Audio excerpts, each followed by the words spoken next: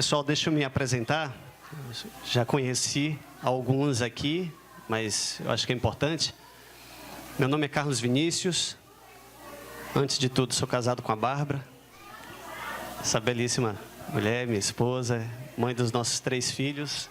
João, de 10 anos, Samuel, de 9 e Pedro, de 6.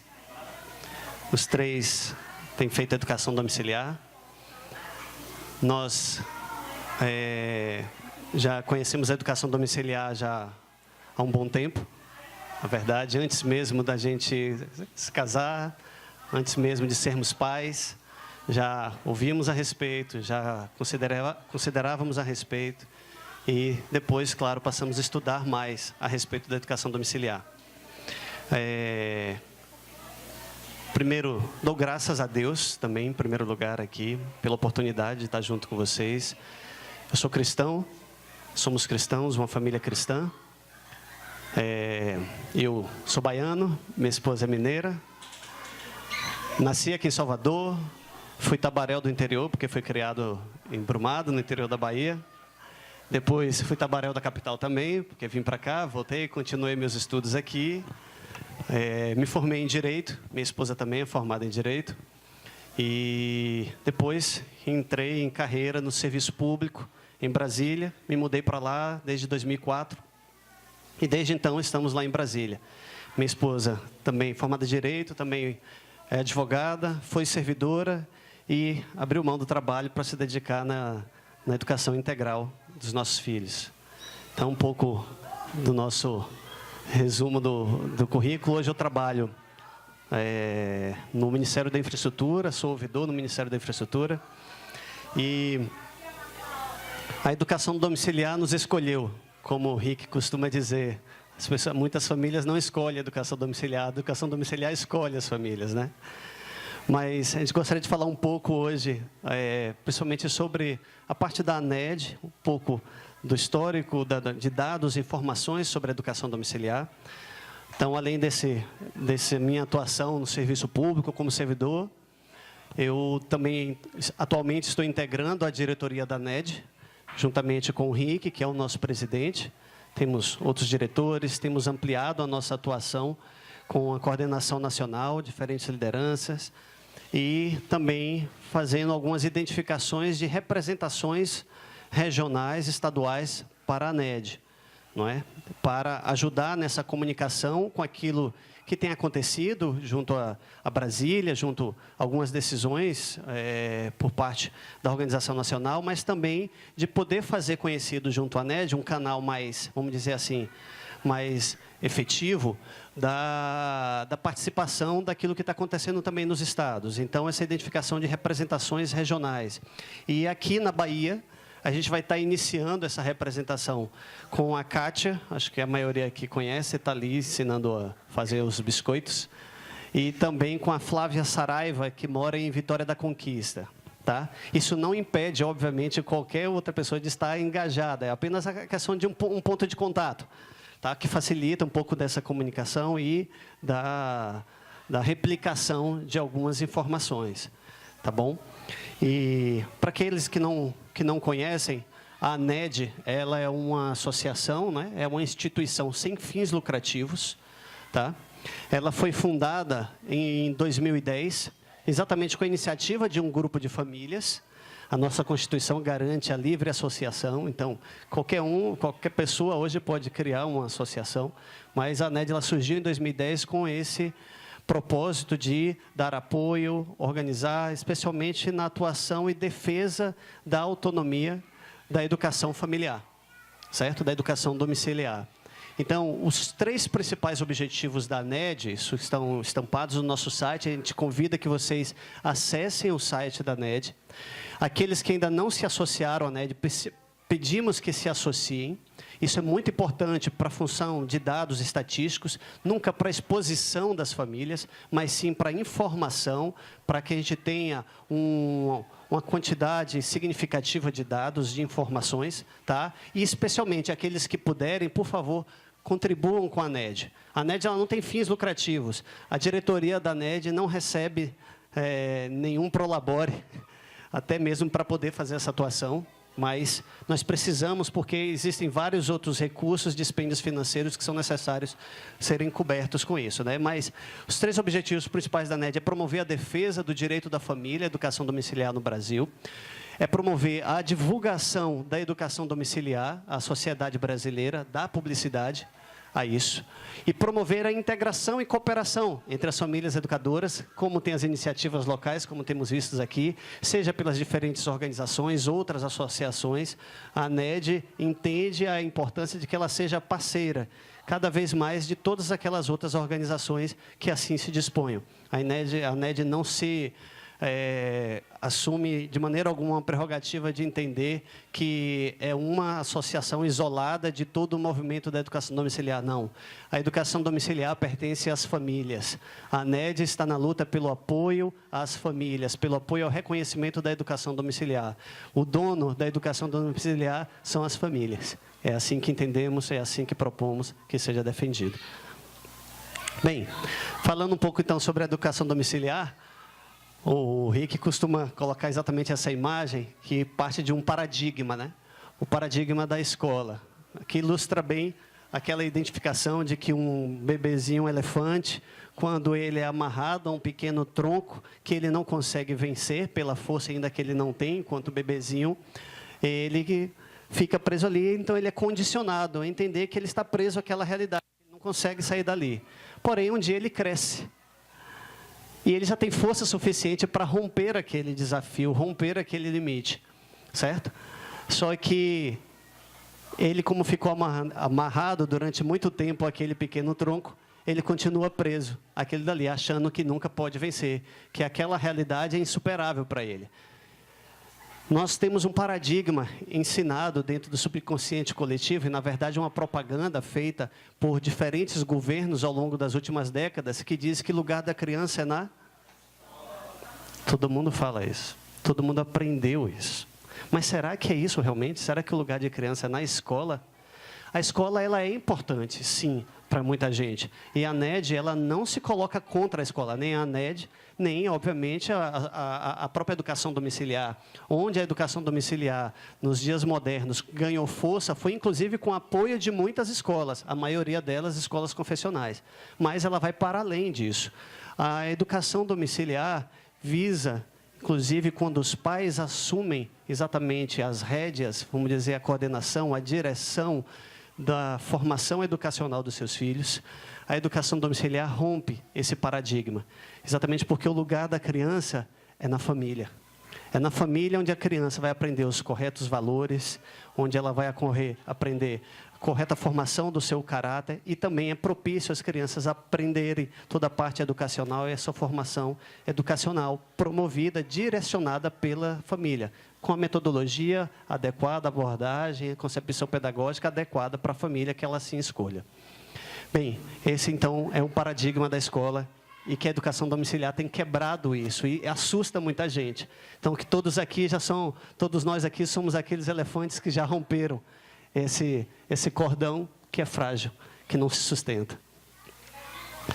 Bem, a origem da educação domiciliar, a gente pode apontar exatamente que a educação domiciliar, ela é, se não, forma de educação, modalidade de ensino mais antiga que se existe na humanidade. As primeiras transmissões de ensino, de educação, de conhecimento, informação, que foram transmitidas a filhos, foram transmitidas pelos seus pais. Esse é, portanto, um direito natural dos pais, de ensinarem, de educarem, de instruírem seus filhos. Certo? Então, na verdade, não se trata de um surgimento. A educação domiciliar não começou agora, não é uma novidade. A educação domiciliar, ela tem ressurgido, ela tem tomado novas forças, ela sempre existiu. Em muitos lugares, ela sempre se manteve sólida e permanente. Inclusive no Brasil, a gente tem bases a esse respeito, né? Eu vou adiantar aqui algumas informações para a gente não perder muito tempo, mas toda essa consideração a respeito da escola, tal como a conhecemos hoje, a escola, ela é muito recente na história da humanidade, inclusive no próprio Brasil, não é? Então, aqueles estudiosos como John Holt, que estudou sobre a escola, percebe-se exatamente o quê? Que a escola ela foi colocada como, muitas vezes, um elemento obrigatório para a sociedade, mas ela não é necessariamente essencial. Ela não é fundamental. Ela é importante, sim, para muitas pessoas que têm dificuldade de acesso à educação. Mas as famílias, aquelas que assim quiserem, podem, sim, assumir a educação dos seus filhos. Certo? Então, muita gente propõe sobre a educação domiciliar, fala, então não seria melhor melhorar a escola? Aí entra também o dilema da escola ideal. Fala-se da escola como um ideal tal que não existe. Alguns chegam a dizer, inclusive, se a escola ideal existisse, talvez eu não tivesse optado pela educação domiciliar, certo? Mas, na verdade, a liberdade deve estar com os pais, e não necessariamente no modelo que seja imposto para que todos sigam, ok? Então, a educação domiciliar, ela vence essas barreiras, esses paradigmas. E o que defendemos, basicamente, é a liberdade educacional. A liberdade educacional é que as pessoas, as famílias, sejam livres, tenham autonomia para escolher a modalidade de ensino, o gênero de ensino a ser transmitido aos seus filhos. Falei, um direito natural, um direito humano, que é exatamente reconhecido assim em diferentes tratados, especialmente na Declaração Universal dos Direitos Humanos, é informado exatamente que a família tem o direito de escolher, os pais têm o direito de escolher que gênero ou modalidade de ensino a ser ministrado aos seus filhos, também reconhecido em diferentes outros tratados internacionais, dos quais o Brasil é signatário, e ele é reconhecido no Brasil, inclusive com status supralegal. E aí entra o que a gente vai conversar um pouco mais adiante, sobre os dilemas e desafios da regulamentação aqui no Brasil. A Declaração Universal de Direitos Humanos, que eu estava citando aqui, acabei ficando na frente, diz que aos pais pertence a prioridade do direito de escolher o gênero de educação a dar aos seus filhos. O Pacto São José da Costa Rica também, o direito de que seus filhos ou pupilos recebam educação religiosa e moral que esteja de acordo com as suas próprias convicções. A Constituição de 1937 não está vigendo mais, porém é um documento histórico do qual todos aqui podem se utilizar como justificativo, inclusive, diz que a educação integral da prole, dos filhos, é o primeiro dever e direito natural dos pais. É interessante que essa mesma Constituição falava que os pais que não cumprissem esse direito, esse dever, na verdade, ou não recorressem ao Estado de forma subsidiária, para o Estado socorrer as famílias que não tivessem a condição de dar a educação, eles incorreriam em abandono intelectual. Em 1940, foi aprovado o Código Penal Brasileiro. 1940, logo após a Constituição de 1937. O dispositivo do Código Penal discriminou o que seria, então, regulamentou o que seria o abandono intelectual. Mudou-se a Constituição, mas o Código Penal permaneceu. A Constituição passou a falar sobre o dever da família e falar sobre o dever do Estado a respeito da educação. E não mencionou mais sobre abandono intelectual. Hoje nós temos famílias sendo processadas com base no Código Penal, cuja obrigação original era exatamente as famílias educarem seus filhos.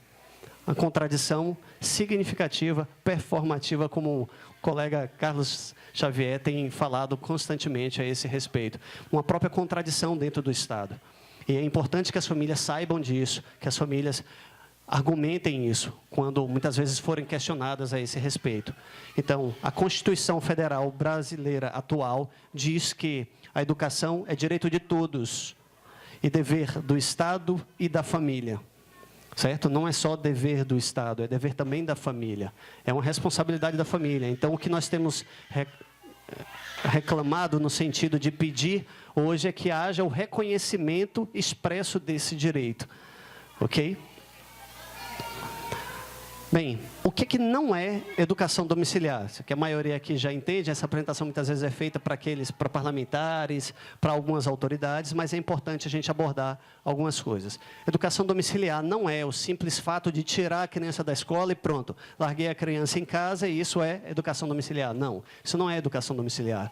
Também não significa exatamente que é uma escola em casa no sentido de ter um modelo único, formato e fechado para todos que tem que eu tirei da escola, eu vou seguir então para todo mundo mundo agora aquele modelinho fechado, definido, restrito. Não, também não é isso, a educação domiciliar. Também não significa que a educação domiciliar é uma ideologia necessariamente ou filosofia fechada, restrita a um determinado grupo. Na verdade, ele é aberto a qualquer pessoa, a qualquer família. Você tem adeptos à educação domiciliar, cristãos, ateus, Hare Krishna, hippie, etc. É aberto, é uma modalidade de ensino, uma modalidade de educação que pode ser dada aos filhos, às crianças, aos jovens. Então, também não significa que os pais eles devem saber tudo para poderem ensinar tudo, certo? E também não significa que a superioridade do currículo em relação ao aluno, ou seja, o conteúdo ele é muito mais importante do que o agente que está aprendendo. Na verdade, o agente que está aprendendo ele se torna proativo, ele se torna o agente principal e ele que vai atrás do conhecimento e desenvolve o conhecimento e recebe os recursos e as informações necessárias para isso. Bem, de fato, então, o que é educação domiciliar? Nós temos buscado exatamente um conceito que dá toda essa amplitude daquilo que estamos abordando aqui. A educação domiciliar ela ocorre quando os pais ou responsáveis assumem o controle do processo global de educação dos filhos.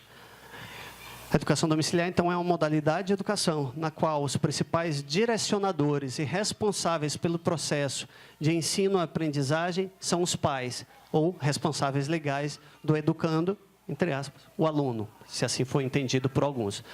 Então, os pais que assumem essa responsabilidade, eles podem ser os próprios atores no sentido de estar ensinando diretamente aos seus filhos, ou podem ser os promotores no sentido de trazer até os filhos outras pessoas que ensinem, por exemplo, facilitar o acesso dos filhos a diferentes currículos ou abordagem de ensino, eles que vão definir de que modo será dado essa educação, tanto do ponto de vista da concepção pedagógica, quanto do modelo, da metodologia que será aplicada, o currículo que será utilizado nessa abordagem. Os pais escolhem. Podem ser eles, os, entre aspas,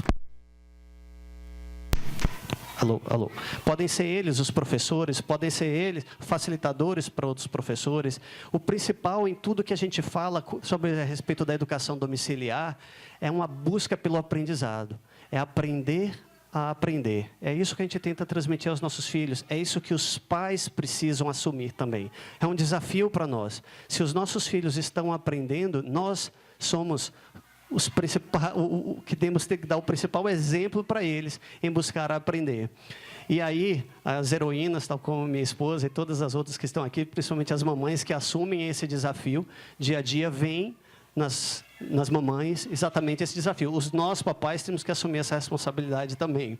Ultimamente, eu tenho me dedicado no homeschooling mais a essa questão institucional, governamental, pela facilidade que tenho de algum modo, lá em Brasília, de atuar nessa luta, e é por eles, e de algum modo, claro, também está ensinando isso aos nossos filhos, entendeu? Para eles, acaba sendo uma aula prática sobre processo legislativo, relação governamental, enfim, isso é muito importante em tudo, em todo tempo, a gente pode estar ensinando os nossos filhos, ensinando-os a aprender, a amarem o conhecimento. Provérbios fala muito isso, exatamente sobre o sábio, que ele ama o conhecimento, ele ama aprender. Então, é muito importante que nós tenhamos isso e que possamos transmitir isso também aos nossos filhos. Ok? Então, vamos lá. Benefícios da educação domiciliar, alguns exemplos que a gente tem, não é? Formação personalizada e flexível, porque a educação domiciliar ela ajuda a atender a necessidades específicas ou transitórias, tanto pelo aspecto da necessidade que alguém tenha, seja, por exemplo, médica, seja alguma questão de dificuldade de aprendizagem, onde ela pode estar superando isso com uma abordagem mais personalizada, ou mesmo uma aptidão maior de um determinado estudante, onde na escola, na maioria das vezes, ele fica pasteurizado, nivelado, seja por cima ou por baixo, por cima é difícil, né? É difícil você encontrar uma turma de escola nivelada por cima, a maioria está pela média ali para baixo. Você tem um ou outro expoente, mas a maioria está nivelada ali por baixo. Na educação domiciliar, você tem a a possibilidade, te permite dar uma atenção mais individualizada àquele que tem um determinado potencial, uma determinada área do conhecimento, ou de uma capacidade de aprendizagem, ou um talento, por exemplo, atletas de alta performance utilizam muito a educação domiciliar, ou aquele que busca se aprofundar numa determinada área de formação profissional e assim por diante. Então, ele potencializa dons e talentos. A educação domiciliar ela é favorecida por um ambiente seguro e de liberdade também para o estudante acertar e errar, faz parte do próprio aprendizagem. Permite formar adultos com autoestima sólida, possibilita um envolvimento acadêmico e com menor distração, do ponto de vista, inclusive, das interrupções. Você não precisa, todo mundo aqui já sabe isso, né? Não precisa ficar repetindo, mas precisa ficar interrompendo por causa do tempo das aulas, e você pode ter esse aprofundamento. Promove uma disciplina e gosto pelo aprendizado. Estimula o empreendedorismo e o profissionalismo. Estava pensando esses dias, né? Nossos filhos na educação domiciliar, eles não estudam mais para fazer a prova. Eles estudam porque eles precisam aprender. É isso que a gente busca transmitir para eles, a importância disso. E claro que isso vai sendo catequizado, é repetitivo, muitas vezes cansativo, as mamães sofrem com isso. Mas nossos filhos não estão mais estudando para passar na prova. Se você perguntar a qualquer estudante de escola, na sua maioria absoluta, ele estuda para passar de ano. Ele não estuda para aprender. Eles aprendem como obrigação para passar de ano.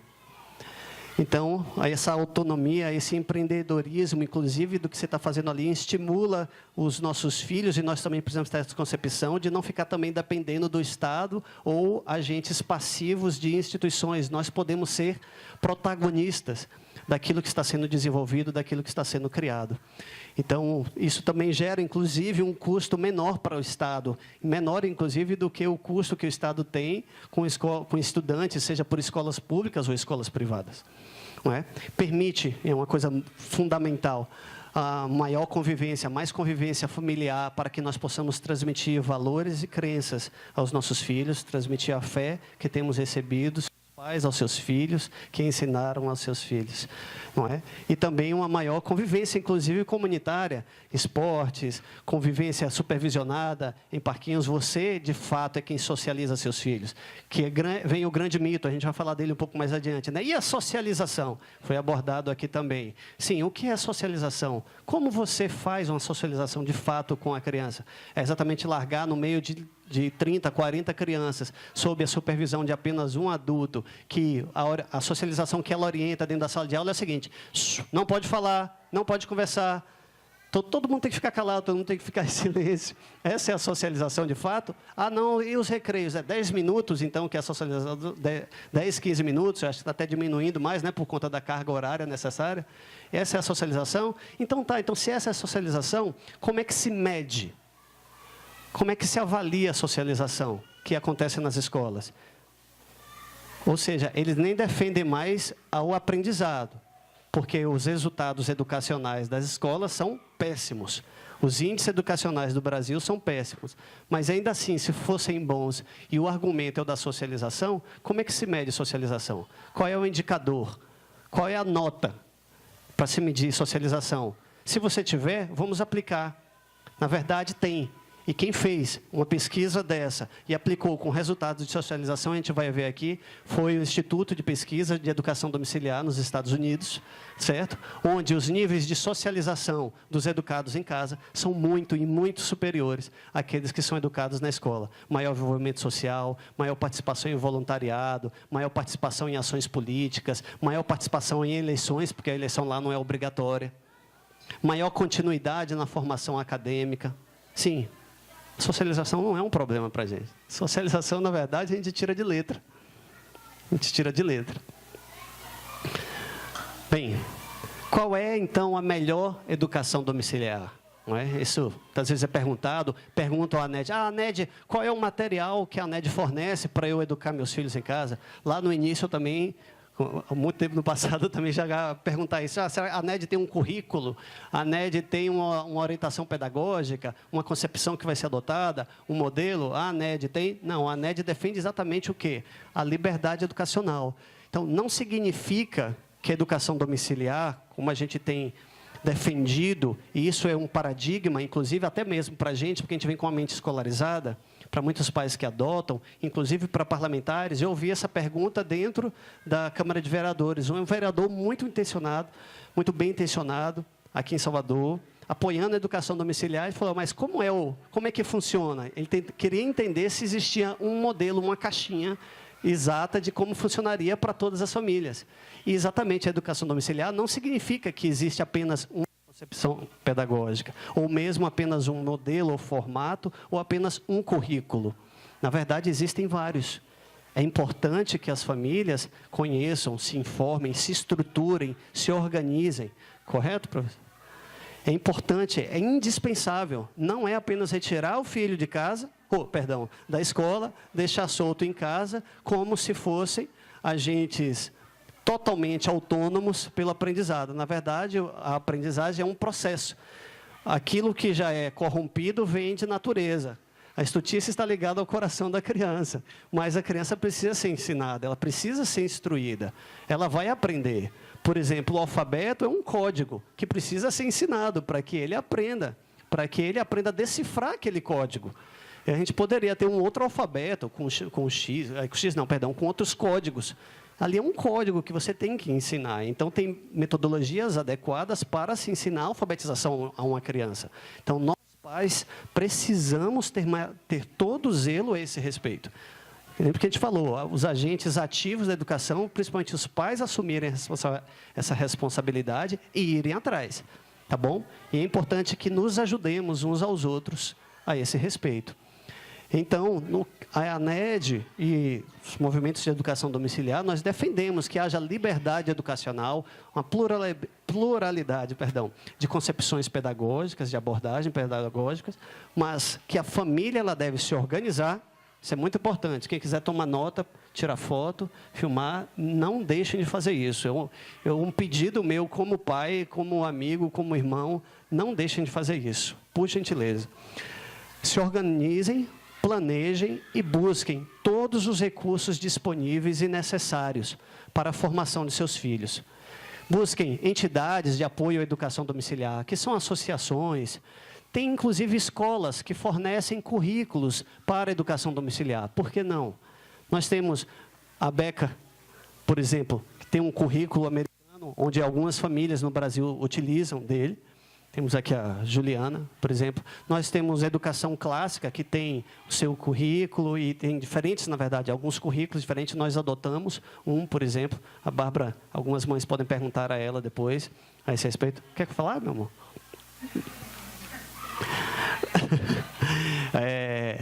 E diferentes outros currículos, diferentes associações que dão esse suporte também aos pais. Muitos pais, no início, se sentem muito inseguros. Por onde começar? O que fazer? Que currículo seguir? Essa é uma boa indagação, exatamente para que você não perca a importância de se organizar, de planejar. Nós fizemos isso, nós fomos algumas coisas experimentando. Algumas coisas entendemos, não, isso aqui não foi adequado, não está sendo adequado para os nossos filhos. Nós estamos indo atrás do que é o melhor para os nossos filhos. Então, qual é a melhor educação domiciliar? É aquela que funciona em sua casa. Talvez aquilo que é o melhor que funcione lá em casa, não é o que vai funcionar na casa da Juliana, não é o que vai funcionar na casa da Kátia, eu não gravei o nome de todo mundo. Mas o melhor é aquilo que vai funcionar, mas que você busque aquilo que funcione do ponto de vista de envolver todas essas questões, entendeu? De organização, de conteúdo, que é importante que os nossos filhos estejam, de algum modo, não por causa de prova, mas esteja sendo avaliado o desempenho dele, o desenvolvimento educacional, se necessário recorrer à ajuda de profissionais, de associações. A educação domiciliar, como falamos no início, não pressupõe de que é o pai sozinho que sabe tudo para poder ensinar tudo. Pelo contrário, é o pai que assume a responsabilidade de conduzir a orientação educacional dos seus filhos. Ok? Então, queria que esse slide ficasse bem guardadinho aí para todos. 3 características principais da educação domiciliar, exatamente a educação integral. A gente não está restrita a um determinado tempo, ou momento, ou ambiente. Nossos filhos podem aprender em todo tempo, em todo lugar. Correto? Em todas as situações. Claro que também não significa que eles não terão rotina, disciplina é necessário, como o pastor bem colocou aqui. Então, nós, no nosso caso, em casa, nós temos minha esposa zelosa com uma disciplina de horário com eles, mas também em todo o tempo. Então, tem horas que a gente tem que até, falar baixinho aqui, até falar para os meninos, para o meu mais velho, tá bom de ler. Já leu bastante, está lendo bastante. Aqui, se deixar, ele fica lendo até alta madrugada. Com 10 anos, a gente fala, segura aí. Para de ler, menino. Vai dormir. Eu não preciso falar com ele. Para de jogar videogame. Para de ficar usando o celular. Para de ficar usando o tablet. A gente faz muito controle de mídias. A gente estimula muito aquilo que dá acesso a eles, a conhecimento adequado, com filtro, etc. e tal. Só que ele desenvolveu o gosto pela leitura, não por obrigação, ele não tem que fazer prova, então ele faz porque ele gosta. Ele lê porque ele gosta. Ele gosta muito de ler. Aí, às vezes, a gente dá um freio. Minha esposa, mesmo dia, falou, meu amor, que coisa, mas você é abençoado, você é um pai que dá bronca no filho para ele parar de ler. Aí ela falou, eu fiquei pensando e não parei de pensar até hoje. Obrigado, meu amor. Então, a flexibilidade, a personalização, dá as ferramentas adequadas para aquele que está precisando daquela ferramenta, né? O treino para o aprendizado, tanto para os pais quanto para os filhos. Aprender a aprender, é um dos slogans que a gente usa também. E aí a gente entra em uma questão importante, que nós precisamos ter isso como informação para poder transmitir bem também. São dados, informações a respeito da educação domiciliar. Aqui parece assim, tem, não sei qual é a quantidade de famílias desse grupo aqui, mas vocês podem pensar, só somos nós em Salvador? Não. Existem várias outras famílias em Salvador praticando a educação domiciliar. Existem várias outras, e várias outras na Bahia. Existem algumas escondidas por aí, fugindo, com medo, perseguidas, aflitas, algumas precisando de ajuda, precisando de cooperação, precisando se encontrar, precisando de fortalecimento. Então, quem está aqui tem todo esse potencial de estimular, de ajudar, de apoiar outras famílias, certo? Mas, ao redor do mundo, nós temos hoje mais de 4 milhões de estudantes em educação domiciliar, pelo menos em dados mais registrados. Isso pode até superar nos números atuais, fora aqueles que já foram educados, claro, ao longo de toda a história, né, em casa. São mais de 60 países, são pelo menos 64, 65 países que têm isso regulamentado de forma expressa. Então, o Brasil não entra nessa conta de 60 países. Nós praticamos educação domiciliar, nós estamos aqui, mas não temos a regulamentação, vamos assim dizer, ainda. Exemplos de países, porque tem muita gente que vai e quer te acusar. Não, você quer importar isso dos Estados Unidos, aquele discurso, desculpem, um discurso meio que socialista, marxista, de dizer, colocar o Império Americano, quer empurrar as ideias dele para cá. É mesmo? A educação domiciliar é praticada nos Estados Unidos, regulamentada, aprovada nos Estados Unidos, na Rússia, em Portugal, no Paraguai, no Chile, na Colômbia, na Finlândia, na Austrália, na África do Sul. Na Austrália, o governo, inclusive em Singapura, que tem um dos melhores índices educacional do mundo, na verdade, depois eu vou dar um outro dado para vocês entenderem adiante. Na Austrália, quem quiser mudar para lá, o governo, inclusive, paga para famílias que querem optar pela educação domiciliar. Fica a dica aí. A economia é tão grande que eles pagam. Nos Estados Unidos, vai estar mais adiante, mas já vou adiantar aqui. A economia por ano lá chega em torno de 20 bilhões de dólares com aqueles que optam pela educação domiciliar. É a maior população educacional domiciliar do mundo, está nos Estados Unidos. Atualmente são pelo menos 2 milhões de estudantes. É um percentual pequeno, a população estudantil, chega a beira 4%, mais ou menos, mas só a economia que eles fazem na educação com os educandos domiciliares. Estudos acadêmicos e pesquisas científicas revelam que pelo menos 25% a 30% a mais no resultado do desempenho acadêmico para os alunos educados em casa do que aqueles educados em escolas públicas. Não consegue se identificar disparidade racial entre os educados em casa. Então, o educado em casa, isso aí entra mais uma vez naquele conceito de de luta de classes, mas os dados vêm exatamente para afastar os mitos, né? A educação domiciliar, ela não separa raças, ela não favorece distinção de raças. Pelo contrário, diferente da escola, onde você tem desempenhos acadêmicos distintos entre negros e brancos, vamos assim dizer, na educação domiciliar, não. Eles são cada vez mais próximos, o desempenho acadêmico deles, e superior ao da educação escolar. Não consegue identificar nenhuma correlação do desempenho acadêmico com a regulação, ou seja, uma regulação mais forte, ela produz um desempenho acadêmico maior, ou seja, mais exigência. Na verdade, talvez aconteça até o contrário, porque restringe mais, dificulta mais famílias praticarem. Menor probabilidade de consumo ou embriaguez com álcool, ocorre um maior envolvimento com atividades cívicas, serviço voluntário, junto à comunidade, e tem uma maior tolerância política e religiosa, inclusive aqueles que praticam educação domiciliar. Mas um mito, é importante ter esses dados, porque muitos nos acusam. Ah, não, vocês querem criar uma bolha, separado da sociedade. Não, pelo contrário, os resultados estão aí para desmistificar essas informações. Tudo baseado em pesquisas. Esse é o mapa daquilo que eu estava falando, da distribuição do mundo. Em verdinho ali, nós temos os países que têm isso já regulamentado, que têm a educação domiciliar já regulamentada. Em roxo, alguns que estão meio que indefinidos. Em amarelo, e aí entre o Brasil, aqueles que não estão colocados de uma forma específica. Em cinza, aqueles que não se sabe, de fato, qual é a posição ou não. E em vermelho, aquilo que não é tolerado, ou seja, que é proibido. Basicamente, nós temos 2, 3 países, um da região, salvo engano, é Turquia, salvo engano aqui em cima, e temos a Alemanha e a Noruega, eu acho.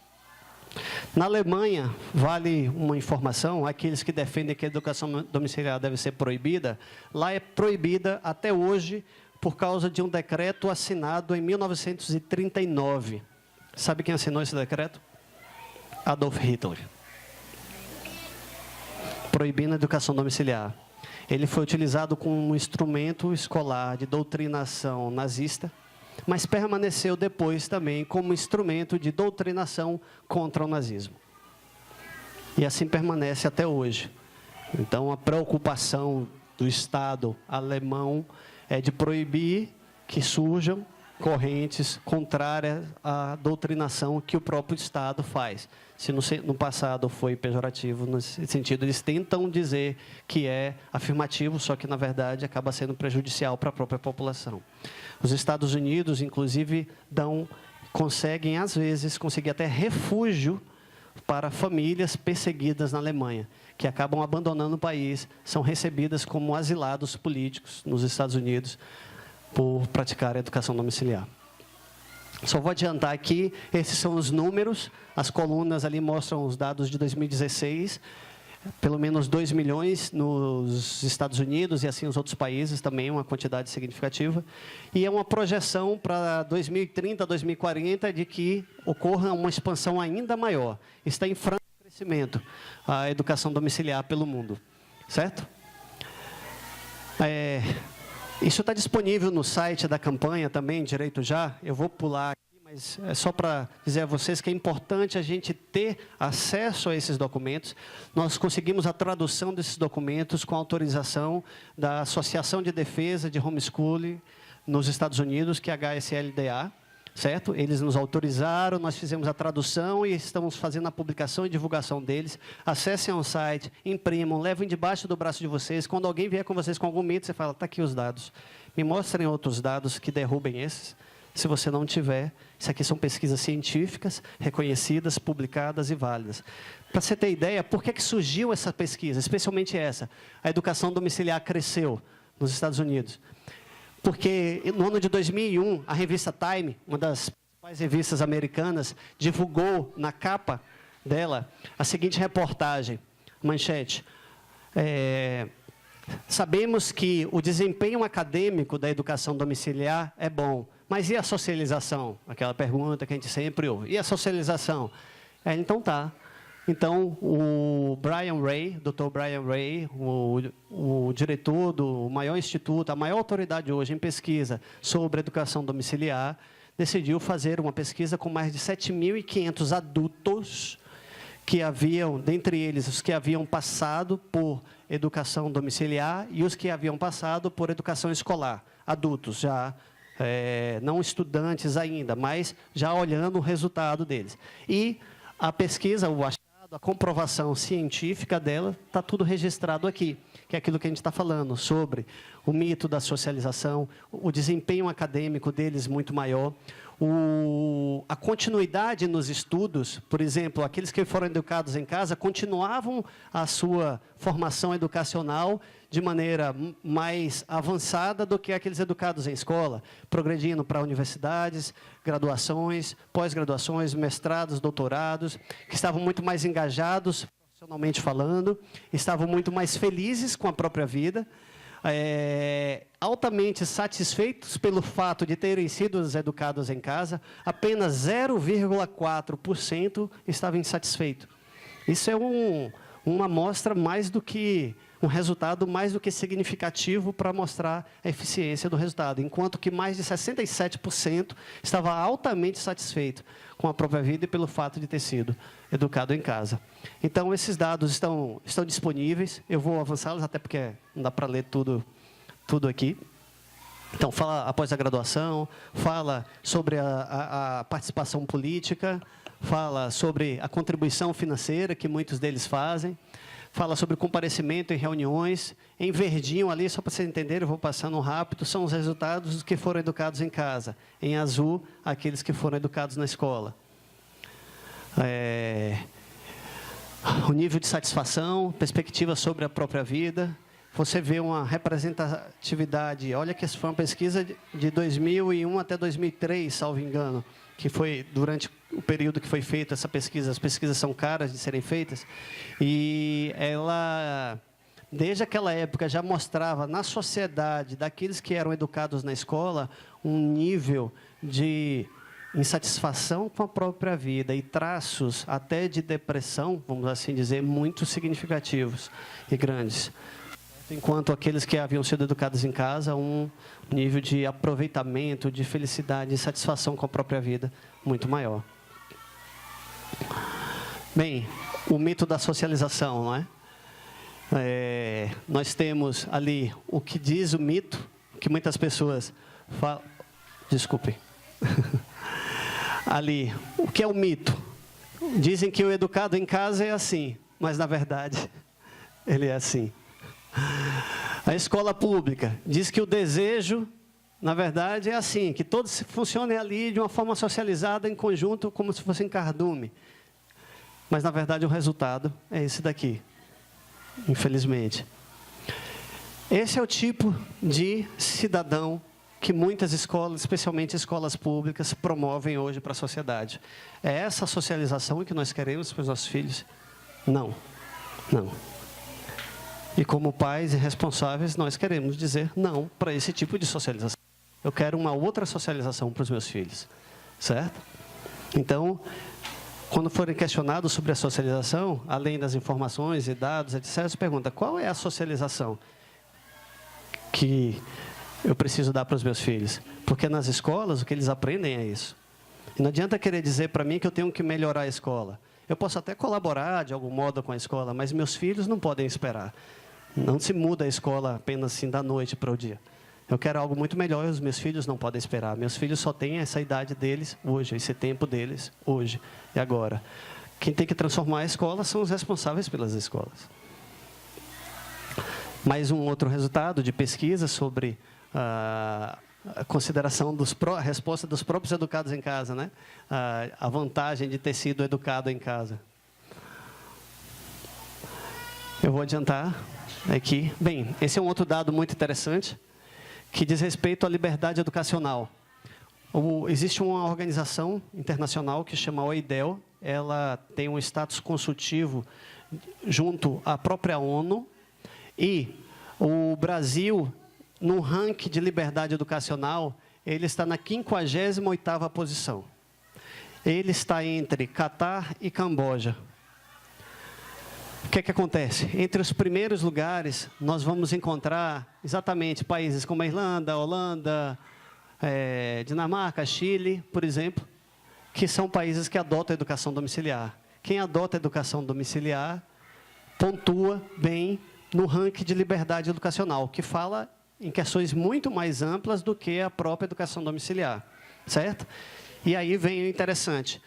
Quase a maioria dos países que estão com maior nível de liberdade educacional são os países que também têm maior desempenho educacional, acadêmico, dos seus próprios estudantes. Não é à toa. O Brasil está na 58ª e é um dos últimos colocados no exame do PISA e outras avaliações internacionais de desempenho educacional. É o penúltimo no ranking global de educação, que é a avaliação feita com a qualidade dos professores, 63ª, 59ª, 66ª em ciências, leitura e matemática, respectivamente, do PISA. O Brasil gasta anualmente mais de R$11 mil por aluno do ensino fundamental e mais de 36 mil por aluno do ensino médio. Nos Estados Unidos, quem adota a educação domiciliar, eu já tinha falado esse dado, economiza mais de 20 bilhões de dólares. Existem países que pagam, como eu falei, a Austrália, que pagam para os pais educarem seus filhos em casa. No Brasil, os nossos números são o seguinte: nós temos aproximadamente, de uma forma estimada, porque a gente não tem esse número exato, tá? Pelo menos 7.500 famílias, e onde isso representa pelo menos 15 mil estudantes sendo formados em casa. Um crescimento médio de 55% ao ano. Ao longo dos últimos anos, nós temos um crescimento de mais de 1000%. E a tendência é que cresça ainda mais. Há quem diga que até 2030 e 40 nós possamos chegar, como eu tinha colocado na projeção anterior, até mesmo 500 mil estudantes domiciliares. Ainda seria mínimo, seria pouco comparado com a população educacional brasileira, que é de pelo menos 43 milhões de estudantes. A tendência, a linha de crescimento da educação domiciliar no Brasil, partindo de dados que a gente tinha registrado oficialmente, é aqui já uma projeção estatística para adiante, para os próximos anos. Os principais motivos dos pais, em pesquisa feita também pela NED, que levam os pais a adotar a educação domiciliar, o principal deles é oferecer uma educação personalizada a seus filhos. Muita gente nos acusa de ser exatamente por uma questão de fé. Pode ser, não tem problema. Isso está dentro da opção da liberdade das famílias. Princípios de fé norteiam também uma má qualidade do ambiente escolar, e aí nós falamos inclusive do aspecto de socialização, e uma má qualidade também do ensino escolar. Não é? E outra parte, inclusive, sobre a própria doutrinação ideológica que acontece nas escolas, é um dos motivos. Mas, no final das contas, eu costumo dizer que é um conjunto de fatores, minha esposa também enfatiza bastante isso, que nos leva a sempre preocupar com o que é melhor para os nossos filhos. Então, o principal motivo é o que é melhor para os nossos filhos. É por isso que nós estamos optando pela educação domiciliar. O cenário da regulamentação da educação domiciliar no Brasil atual. É interessante eu falar isso, porque quando eu morava aqui na Bahia, morava no interior da Bahia, Tabaréu lá do interior, né? Já tinha falado. Então eu vim para aqui, para a capital. Quando a gente fala Brasília, fala Congresso Nacional, a gente sempre pensa o que é que acontece lá. Às vezes a gente vê só pelo noticiário.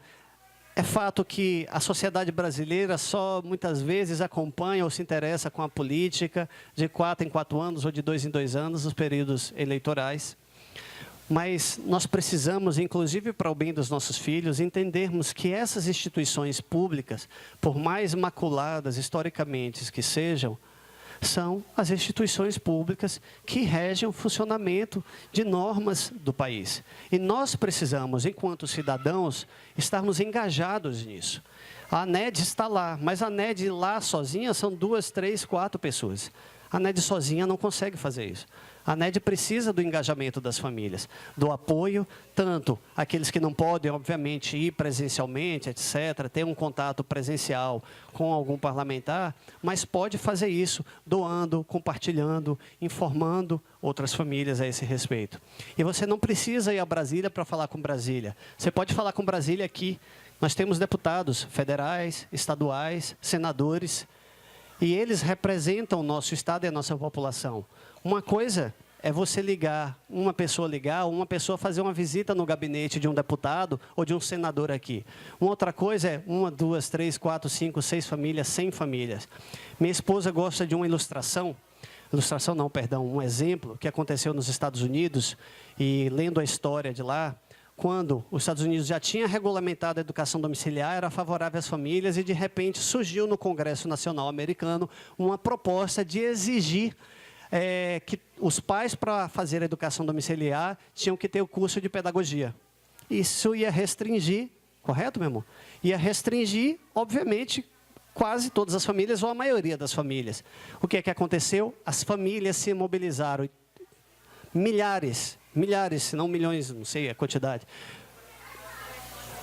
começaram a ligar para o Capitólio, que é o Congresso Nacional Americano, para pedir que votassem não, contra esse projeto de lei. Foram tantas ligações que congestionou e caiu a central telefônica do Congresso americano. E eles votaram não. 100 fazem muito barulho. 100 e-mails na caixa de um deputado, de um senador, pedindo para apoiar a educação domiciliar, para ele é significativo, porque ele não recebe nenhum. Dificilmente ele recebe uma quantidade assim, 10, 20 e-mails. Eu falo isso porque eu trabalho em ouvidoria. E, às vezes, 2, 3 manifestações são suficientes para já gerar uma reação da administração pública. Quanto mais 100. E eu imagino que aqui na Bahia a gente consiga pelo menos 100 e-mails para um determinado parlamentar pedindo para aprovar a educação domiciliar. Estão entendendo? O caminho está aí. É possível as famílias fazerem isso. Tá certo, gente? Mas é interessante entender que é o seguinte, nós temos no Congresso Nacional um histórico de muitos projetos de lei para regulamentar a educação domiciliar. Temos também muitos processos contra as famílias educadoras, processos no sul do país, principalmente, tá? E nós tivemos, ano passado, a maioria aqui, acho que todo mundo acompanhou, o julgamento do recurso extraordinário no Supremo Tribunal Federal, cuja decisão foi o seguinte: a educação domiciliar não é inconstitucional. Foi muito ruim ouvir muitas das coisas que os ministros, juízes falaram, mas essa foi uma decisão muito favorável a gente. Dizer que a educação domiciliar não é inconstitucional e que precisa de lei. Ele poderia, Supremo Tribunal Federal, ter dito, não é inconstitucional, as famílias podem praticar e eu já regulamento aqui, ó, pode fazer já. Ele não fez isso, ele faz isso em outros casos, não fez nesse. Mas disse, ó, o Congresso precisa regulamentar. Então, urge as famílias se mobilizarem, apoiarem a ANED e outras associações para a defesa, para que haja esse projeto de lei. Em razão, para que haja essa lei aprovada. Não é? Então, em razão disso, muitos projetos de lei começaram a surgir no Brasil, tratando desse tema. Inclusive, agora, aqui na Bahia, aqui em Salvador, um projeto de lei de iniciativa do vereador Alexandre Aleluia, do Democratas aqui, propondo exatamente a regulamentação da educação domiciliar. A gente teve lá no início dessa semana, ele apresentou esse projeto de lei, a expectativa é de que em breve ele seja aprovado, seja apresentado, votado e, em nome de Jesus, que ele seja aprovado aqui também. Mas não basta um projeto de lei municipal. Ele é frágil no sentido do contexto jurídico brasileiro. Ele pode ser derrubado por uma ação judicial. Precisa de uma lei federal. E essa lei federal, hoje, o principal agente dela é o projeto de lei 2401. Se você entrar no site da Câmara dos Deputados, você consegue fazer o acompanhamento dele, se cadastra lá para fazer o acompanhamento dele. O governo federal, de uma forma inédita no Brasil, deu início, fez uma proposta de lei que foi encaminhada para o Congresso Nacional. Qual é o trâmite? O Poder Executivo, o Presidente da República, o presidente Bolsonaro, ele assinou um projeto de lei, a gente esperava que fosse uma medida provisória, todo mundo imaginava isso, mas vamos lá, o que é o real hoje? Um projeto de lei, e o projeto de lei é encaminhado para o Congresso Nacional. No Congresso, ele vai ser analisado pelos parlamentares, tanto por deputados, na Câmara dos Deputados, quanto pelos senadores no Senado Federal. Ali, nessa análise, eles podem alterar, podem melhorar aquilo que a gente entende que precisa ser melhorado, ou podem, inclusive, piorar. Ou podem votar contra e proibir. O Congresso Nacional ele tem esse poder, entendeu? O Executivo ele fez a proposta, mas quem analisa e define mesmo é o Legislativo. ele quem tem o poder de legislar, ou seja, de criar as leis. A lei a respeito da educação domiciliar, hoje quem define é o Congresso Nacional. A bola está com eles. Então, é importantíssimo esse momento e mobilização das famílias educadoras. Tá bom, gente? Então, a gente está atuando lá. É um cenário assim que seria talvez um outro momento para explicar detalhes a esse respeito, mas só para vocês entenderem. Isso vai passar por diferentes grupos de parlamentares, que chamam de comissões, que analisarão esse projeto, farão as contribuições, as propostas de emenda, de alteração, de ajuste, tira aqui, põe ali. Às vezes pode sair um Frankenstein, ou às vezes pode sair uma ótima regulamentação. Então, busquem contribuir, orem a esse respeito, tá bom? E deem todo o apoio que a NED e aqueles que estão atuando lá precisam a esse respeito. Essa proposta, então, a gente tem diferentes outras ações. Existe uma frente parlamentar de apoio à educação domiciliar. Há muitos parlamentares que são favoráveis, mas há parlamentares que também são contrários. Então, é um jogo de força, é um jogo de estratégia, é um jogo de oportunidades. E principalmente de muita importância e relevância da articulação política que acontece lá em Brasília. Bem, a regulamentação, a gente fala a respeito de 4 pontos que vão acontecer, que vão existir dentro dessa regulamentação. Uma básica e primeira diz respeito ao reconhecimento do direito da educação domiciliar. Então, fica reconhecido o direito das famílias de optarem pela educação domiciliar. Não é uma obrigação, é um direito que é reconhecido, correto? E há princípios que orientam, ou seja, informações, bases para exercitar esse direito. Então, esses princípios são, por exemplo, a liberdade educacional, que a gente coloca, que a gente tem falado, a liberdade dos pais optarem pela melhor forma de educarem seus filhos, correto? Mas também tem informações específicas nessa regulamentação que vai dizer respeito ao cadastro. As famílias educadoras não podem ser identificadas com evasão escolar. Então, é importante que elas sejam cadastradas. Eu sei que isso assusta muita gente. E a gente luta para que esse cadastro ele seja o menos burocratizado possível e simplificado para as famílias, mas também as famílias podem fazer isso individualmente ou através de associação.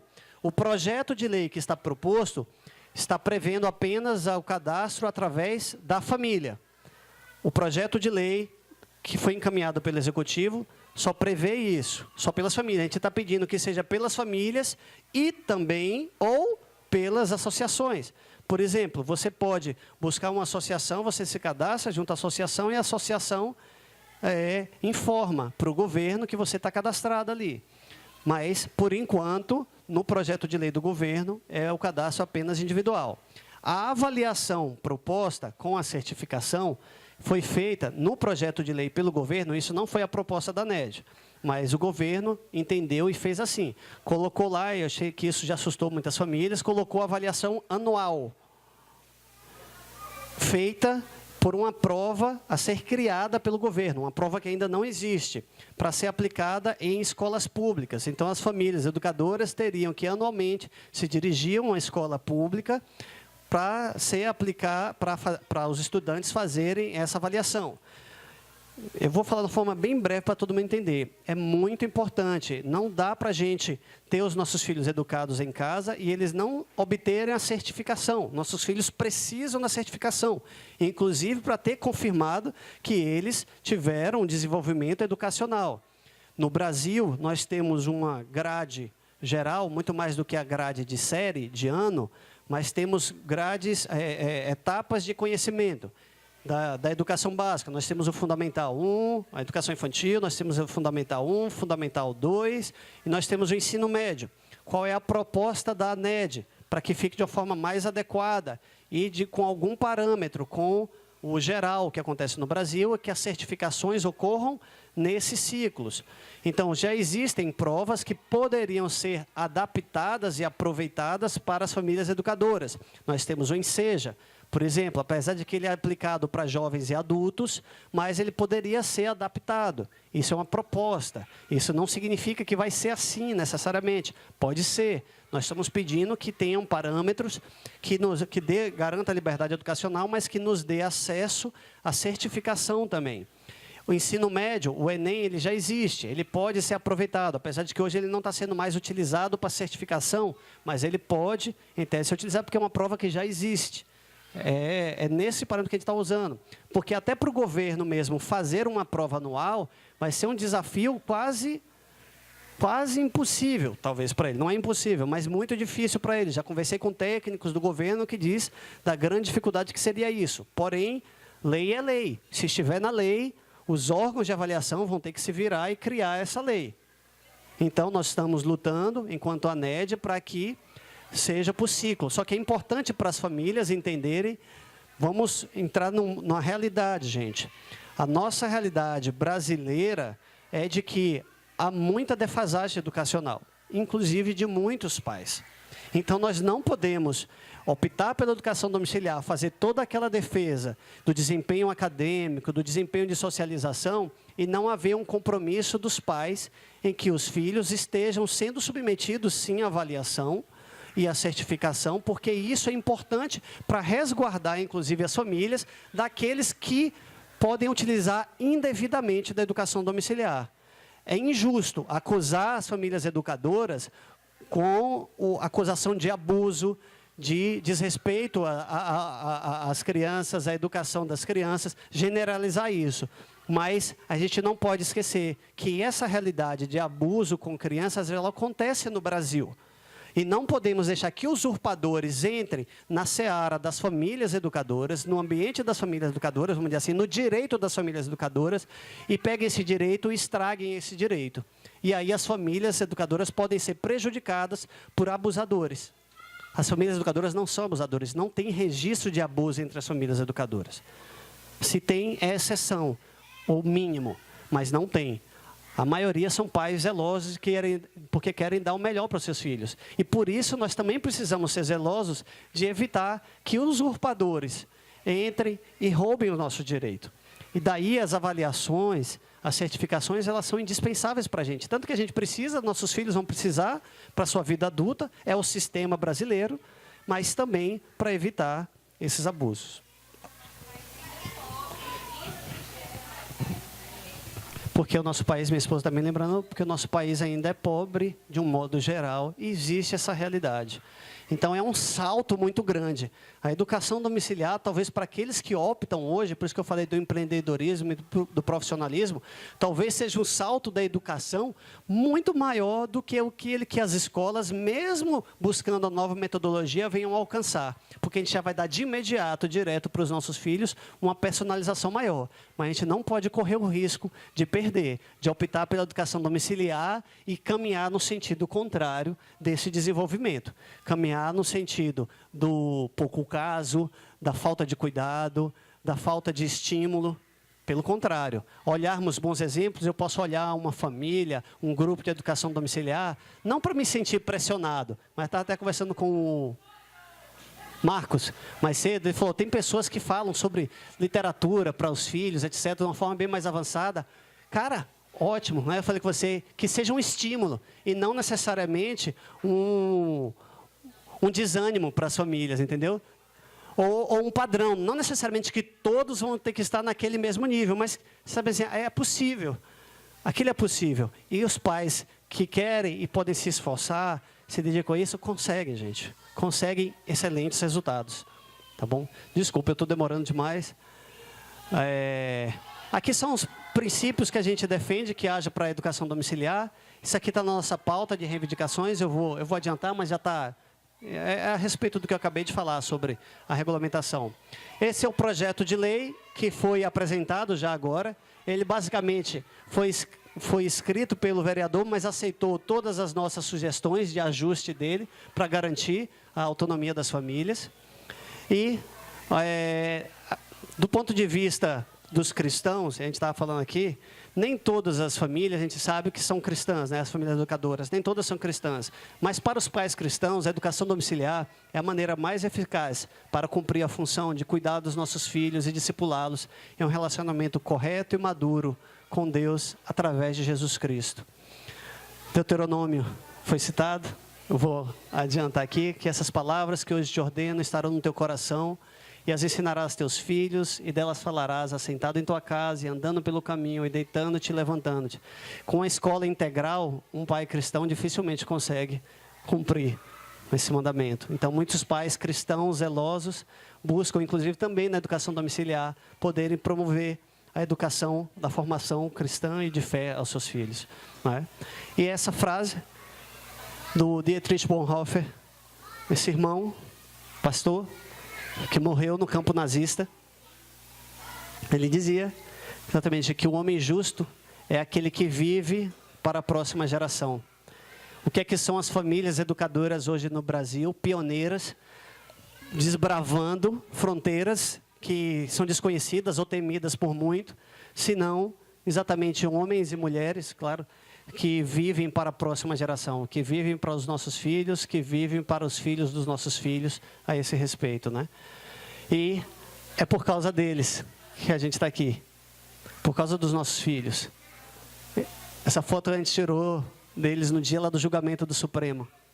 Foi um dia de muita expectativa, foi um dia de certa frustração com o julgamento, mas é por causa deles, é por causa daquela criançada toda lá. É por causa de milhares de crianças de hoje, de outras crianças que virão amanhã, por milhares de crianças que estão sofrendo com perseguição pela educação domiciliar, que estão sofrendo. João, Samuel e Pedro. Oi? Tem, ele botou para trás.